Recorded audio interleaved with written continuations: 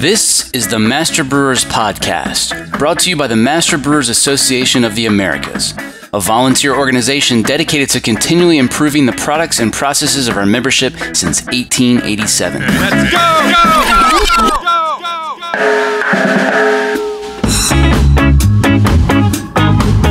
Master Brewers brings you interviews with the industry's best and brightest in brewing science, technology, and operations.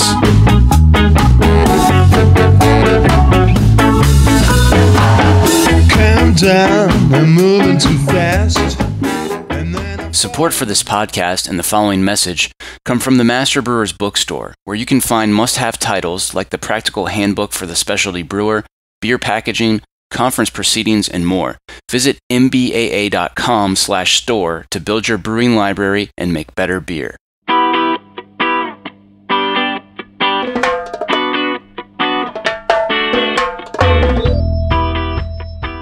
At the time that, I knew I was, in trouble and, basically blind, I went to the floor and tried to crawl to where I knew a safety shower was in hopes that I was going in the right direction.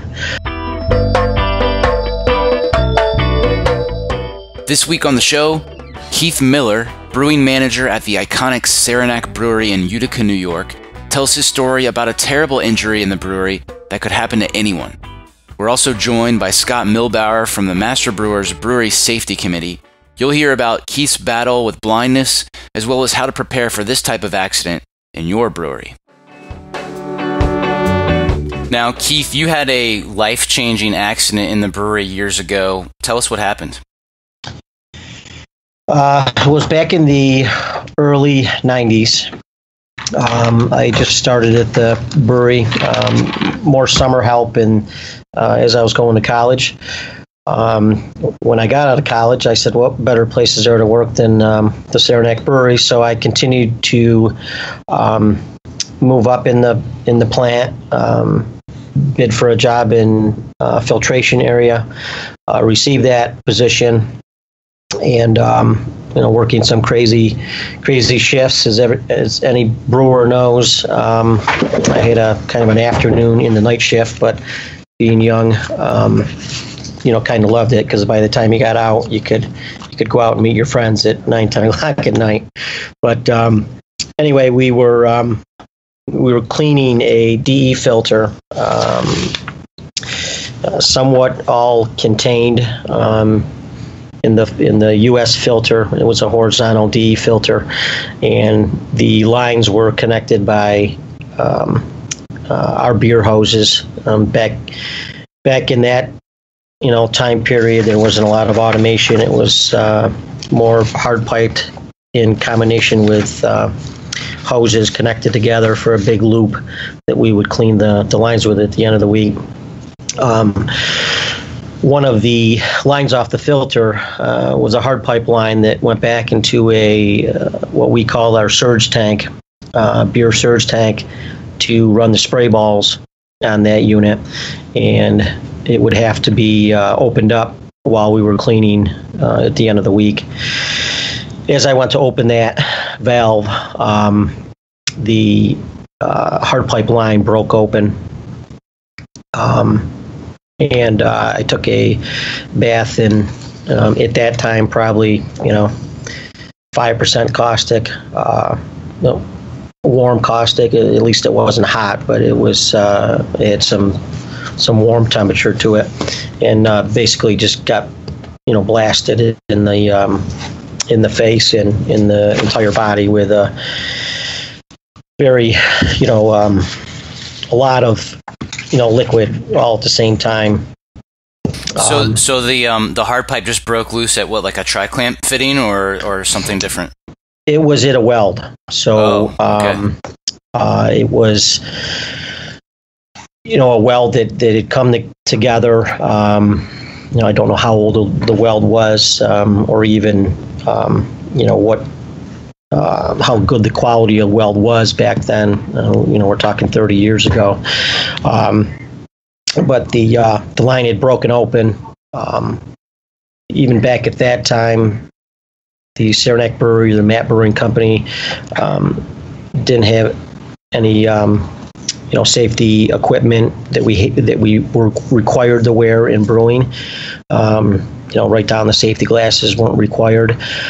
So I took the blunt of all that liquid right in my face, and back then we wore coveralls, so in large boots, the rubber boots that went knee high. So a lot of the liquid went down into my shoes too. So that's how the accident happened. Keith, what was your first instinct, after you got that blast of warm caustic, what did you try to do first? Well, the thing that happened immediately was my eyes swelled up, my eyelids swelled up, and I could not see. Like, it literally happened that fast that I was in the dark. I basically could not see right when that liquid hit my face. So, were you alone, or was there anybody there with you? There were people in the plant, not many, because it was one of our last shifts of the week. And again, that shift was an odd shift, 1 in the afternoon till 9 at night. So there was a couple other guys in the brewing department itself, and then we have a boiler room operator that is here 24 hours a day, so he was here too. At the time that I knew I was in trouble and basically blind, I went to the floor and tried to crawl to where I knew a safety shower was, in hopes that I was going in the right direction. And by some miracle, going, as chaotic as what was happening, was going on, I crawled to where I thought the shower was and started waving my hand to where I thought the pull station was. And like I say, it was a miracle. I hit it with my hand, and I knew what it was, so I pulled it and immediately got water. And then I stood up, since I knew where the safety shower was, and immediately put my eyes into the streaming water coming out of the eye wash station itself, and not just the shower. And then once I got the water to him, I just basically started to scream to try to get some help. To no avail. Nobody came running, and we're a brewery where we got 7 or 8 floors, and nobody's on the same floor usually at the same time. So I just took the chance after I got them flushed for, I would probably say, a good 10 minutes, because I had learned that you need to get the chemical out of your eye, or eyes at this point, and get them washed out good so they don't continue to burn. I got back on my knees and felt towards the to where I thought the brew house was, and so you still couldn't see anything at all at this point, right? No. Wow. No. It was it was scary, but I knew that I got them flushed, so that's a start, and I just needed to get some help at that point. So I ended up getting to the bottom floor of the brew house and continued to yell, and finally one of the brewers had heard me and came down and put me. There's another shower close by, so we got to that shower, stood me up, and continued to rinse me off. At the same time, they had called 911 to get the fire department and ambulance here. At that point, basically had to strip down because the caustic was burning my feet since I had the big rubber boots on. Everything was being washed into the boots. So just stripped down and took about a 10-minute shower before the emergency crew got here. And what did they, when they got there, how did they treat you? Were they, I assume they checked to make sure you had done all the flushing and everything, but, do you remember kind of what their first steps were? I remember that, they had, I could hear them talking, and they said, we're not familiar with this. We just need to get you to a hospital. And the only thing we can do now is continue to flush your eyes as we're en route to the hospital. So that's what they did. They took the vitals, my vitals and everything, and then, continued to flush my eyes out, manually, as we were headed to the hospital. And I do remember getting to the hospital, and the doctors immediately put these, what felt like the biggest suction cups out in the world on my eyeballs, and continued to flush my eyes more. And they also said that it was a serious alkali burn, that they really couldn't do anything besides flush the eyes out until I could see a specialist. Wow. And at this point, I imagine that you had some other fairly severe burns on the rest of your body too, right? Yeah, my feet were pretty bad. Of course, I really wasn't worried about my feet, even though they hurt. It was more that I couldn't see anything. Was just driving me nuts. But that's one thing I didn't realize once we're flushing the caustic off my entire body, that most of it was going into my boots and just sitting in there. So the good thing is that the guys got most of my clothes off and the boots off, so we could continue to flush the entire body instead of just the outside. So what happened after that first day in the ER? I assume you were in the hospital for quite some time. In the hospital for a day, and then they transferred me to Syracuse to see a specialist on alkali burns, which I can say now was probably one of the best things that they could have done, because they have dealt with alkali burns from a couple different production facilities, not just breweries, but I remember somebody being in there that got some cleaning chemicals in his eyes, similar to myself. It took about a good, there was a lot of things they did, but mostly put steroids and medications in my eyes to try to bring them back, because the corneas were scratched in both eyes. That's what was making everything so blurry that I just couldn't make out anything. After about 3 months, I saw a little improvement, and we just continued to go the route of the eye drops and the medications through the eyes. And eventually one eye got back to 20/20. One eye is a little bit less than that. And, blurry a lot. And, I have an eyelid that droops pretty good.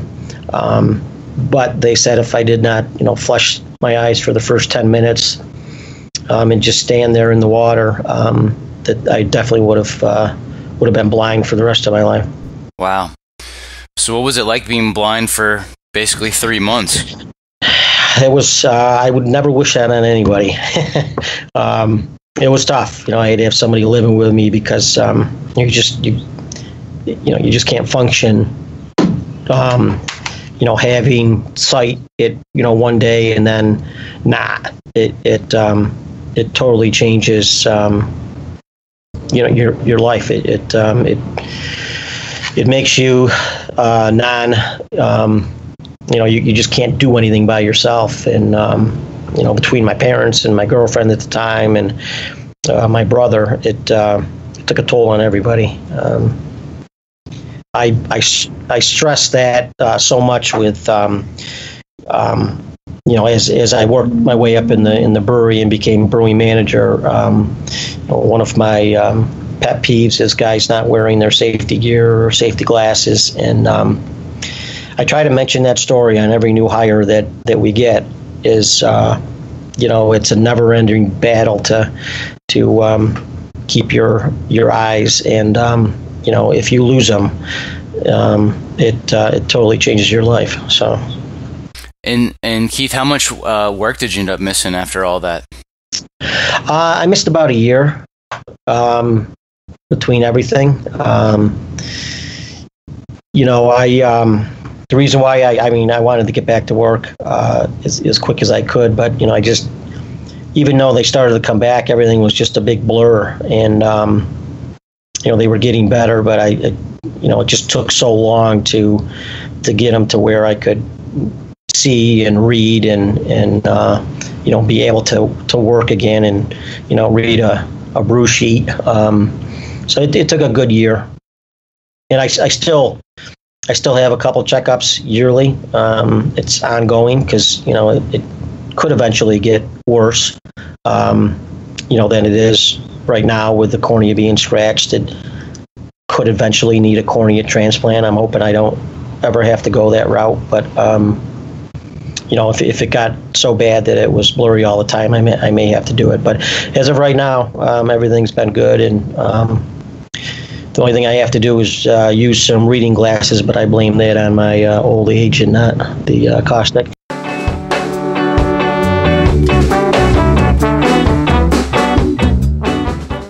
Coming up, some tips that just might save your eyesight. I'm John Bryce, and you're listening to the Master Brewers Podcast from the Master Brewers Association of the Americas.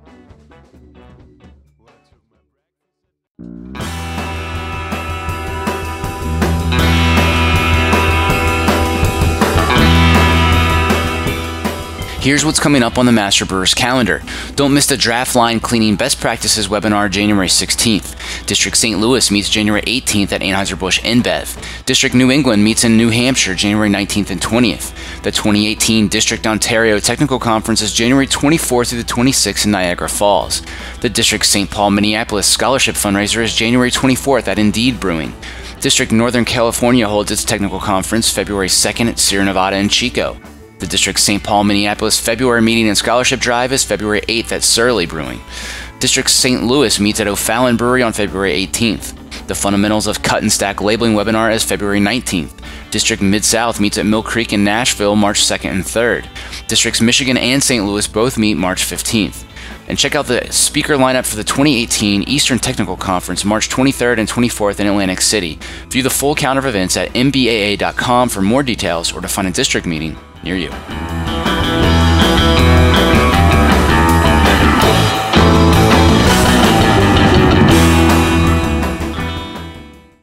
Now back to the show.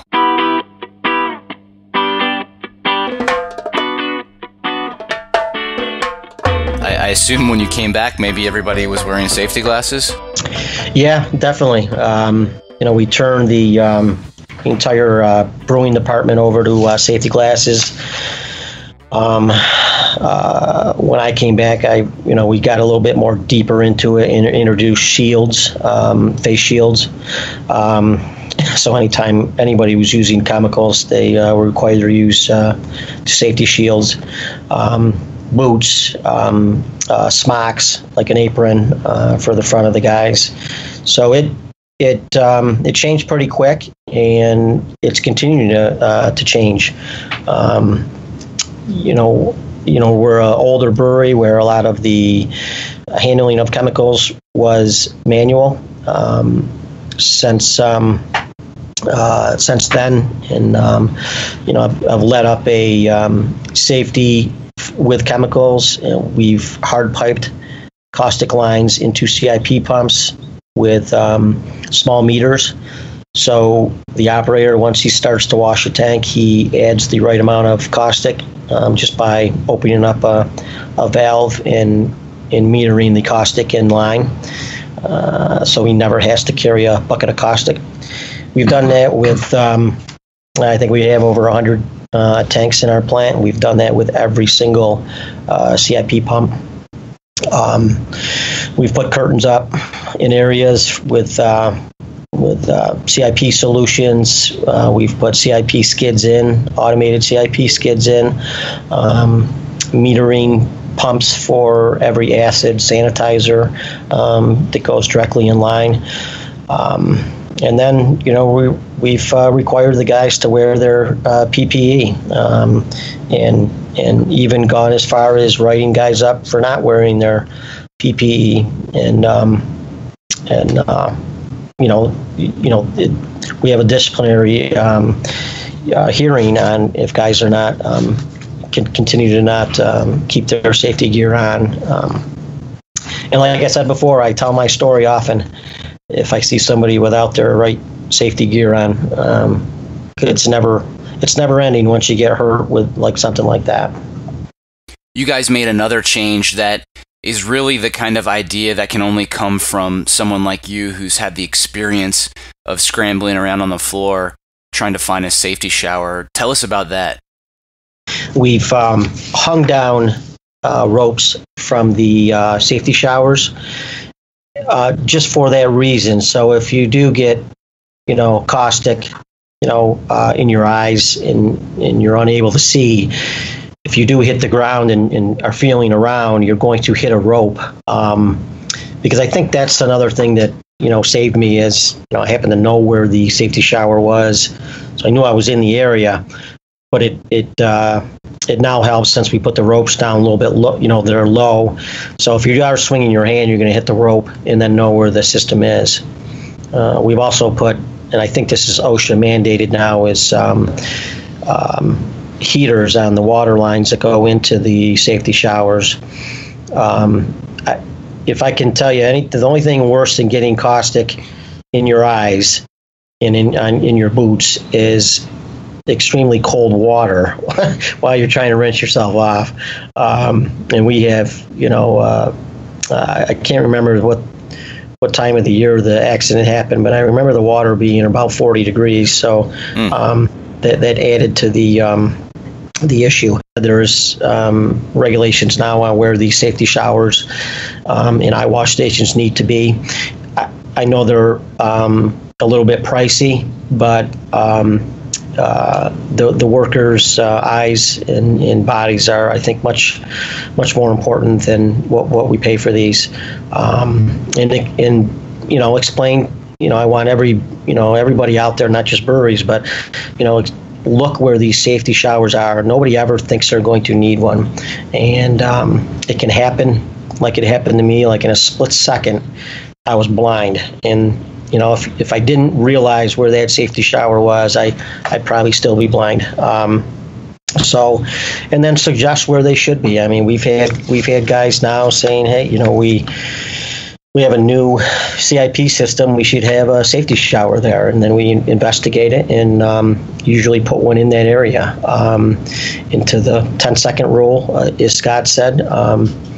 It makes all the difference, because the quicker you can get your eyes flushed out, the better chance you have of resuming able to see. So I think those couple things were good that we've done with the showers. I think what came out of the accident too is just the looking outside the box, as in, should we have more safety curtains around the CIP skids, which we do now, just in case there is a leak. Nobody knows that a valve's not going to leak, or a hose is going to, come undone, or the hard pipe is going to spring a leak in it. So we now try to isolate all of our CIP skids in big curtains. So if there is an issue, or a sight glass breaks, we've had that happen before too. We then, the guys are protected from getting, chemicals on them. So just if you look at your brewery, you walk through your brewery and just look at what could happen, I think everybody would be surprised on some improvements that they could make that are, I'll call inexpensive to somebody's sight or an injury. Well, Keith and I have another friend here with us today. Scott, why don't you introduce yourself? My name is Scott Milbauer. I'm a certified safety professional, and I help out the brewery in Utica, New York with their health and safety programs. You know, you're part of the Master Brewers Brewery Safety Committee. I was wondering if you could just talk a little bit about that. Why don't you tell listeners about the committee and what it does? Well, actually, I just stepped up to being the assistant on that. And what we do is come out with toolbox talks that everybody can access on the website. We also, last year, we wrote up a safety data sheet for beer. And part of the reason we did that was because the brewery sends beer overseas, and somebody has to package it when it gets there. And so we've offered that up as something that breweries can utilize. And we also get involved in, these podcasts, which I think is a very good thing to do. All right. Thanks a lot, Scott. Now, what perspective would you like to share in regards to Keith's injury? The type of injury that happened to Keith can happen within 10 seconds. OSHA measures how far away the eye wash station and shower is, and it's 50 feet. There's nothing magical about 49 feet as opposed to 51. It's the 10 seconds that matters the most. Now, speaking to pH, water in Utica is about 6 to 8. You go up, 10 is milk and magnesia. And the reason you take that is to settle the stomach. Ammonia is an 11. And the thing you have to understand is that from 10 to 11, 11 is 10 times worse than 10. Lime water is a 12, and that's 10 times worse than an 11. When you go to the other end, which is acidic, coffee is a 5, wine's a 4, vinegar is a 3, lemon juice is a 2, and your stomach acid is a little under 2. So that is very dangerous, because when you get a caustic burn to the skin, it gets leathery, it's yellowish, it's soapy, and it's soft. When you get an acid burn, it kind of does the same type of damage, but it's not leathery. It's more like you got an awful sunburn that never goes away. And the only way to fix it is to graft skin. So a lot of people don't understand that when you flush your eyes, you need to do it for a minimum of 15 minutes. Matter of fact, what's better is to do it until the pros get there. Because you have to open your eyelids, you have to move your eyes around, and you have to stick your face into 60 to 90 degree water. And how do you think 60 degree water would be? That would be not painful, but you wouldn't like it. Notice what happened to Keith when he got taken to the hospital, or even on the way to the hospital.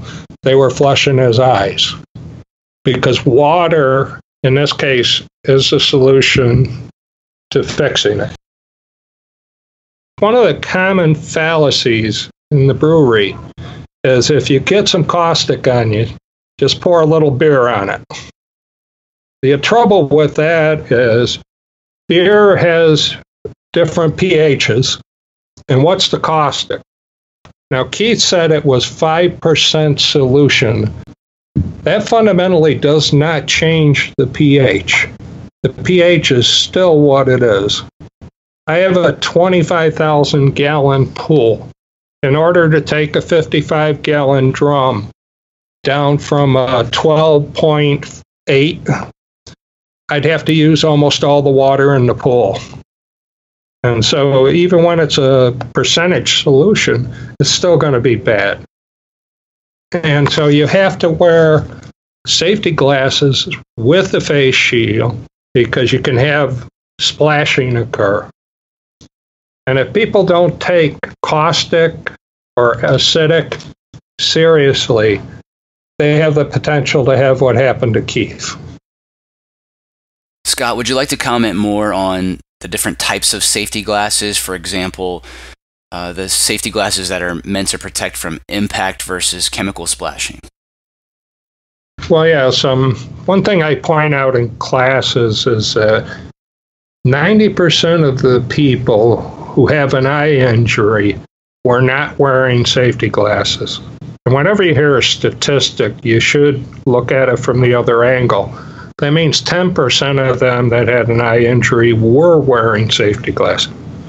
So how come they got hurt?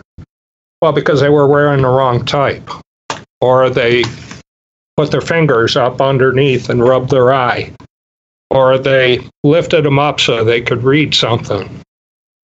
So you have to understand that a wraparound's the best type. If you wear glasses, you're probably better with goggles, splash-proof goggles. So it kind of depends on whether you're wearing glasses, whether you're wearing tight-fitting safety glasses. If you're wearing tight-fitting, you're good to go under a shield. If you're wearing goggles, you're good to go under a shield. Scott, I think you wanted to talk a little bit more about heating water for eye wash stations, right? What Keith was talking about with heated water for the eye wash, it's something that OSHA has allowed. They've said that it's okay to use on-demand hot water heaters to provide that water. Because what happens is a lot of times they use mixing valves trying to get the hot and the cold together and get it to a proper temperature like 70 degrees, 80 degrees. And the trouble is that if you have hard water, they end up calcifying up and you end up replacing them a lot. But having an on-demand hot water tank means that you can just keep pumping that water and it gets to the right temperature. All right. Well, thanks, Scott, and thanks a lot, Keith, for reliving that painful experience with us. Yeah, I relive it every year, at least one time when I have to go to Syracuse for a checkup, and count my blessings after that. So if I can pass anything on to any brewers out there, or even brewery owners to look at some little extra backup safety showers and such, it is definitely worth reliving for that. That was Keith Miller and Scott Milbauer here on the Master Brewers Podcast. And don't forget, all of the brewery safety resources we mentioned earlier are free and available to the public at mbaa.com/brewresources/brewsafety. 130 years ago, Master Brewers was built on the concept of brewers helping each other out so we could all make the best possible beer. That's still true to this day, and it's where a lot of the camaraderie in this industry originated. Master Brewers' award-winning Ask the Brewmasters is the best place to go for troubleshooting, where you'll find the industry's only discussion forum that's moderated for technical accuracy by a team of experts. See what everyone else is talking about at community.mbaa.com. United, we brew. When we came around then, since there's that one thing that Did you enjoy today's episode? Would you like us to keep making more? If so, there's a really simple way you can let us know. Subscribe, rate, and review the Master Brewers Podcast on iTunes, Stitcher, or wherever you get your podcasts. full of courage, my heart full of rage. Well, I can't get stuck, I can't be losing too much, and